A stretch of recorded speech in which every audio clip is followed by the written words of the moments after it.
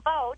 It's that it's happening actually in the Secretary of State's office. So I think that's where she needs to address the problem. There's not voter fraud. We have election fraud, and that's a separate issue. We've got my colleagues involved in a situation where we've got a grand jury investigating, but there's not voter fraud. So no, I would not be, and it will be up to the local clerks whether they put out, that application or not when people come to vote at their local precinct. Well, right, and at least in my opinion, if the Secretary of State had any real teeth in this, or any real muscle on this issue, she would be suing these clerks. So the truth is, there's no legal challenge here. There's no legal recourse for the Secretary of State.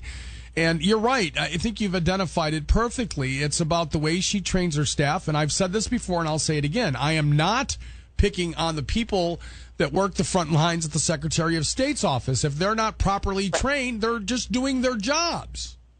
Right. And Tony, the thing really about this checkbox is with our absentee voters.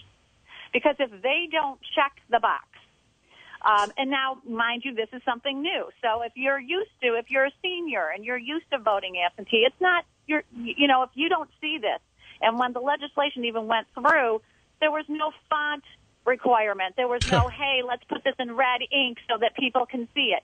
If you don't check that box, your ballot may not be counted. You then would have to write on a separate piece of paper that you are, and state affirmatively that you are a U.S. citizen. So this is really, and I think that's where the governor came in with his objections, was how are we treating, what are you doing to people who vote absentee? And you're going to end up losing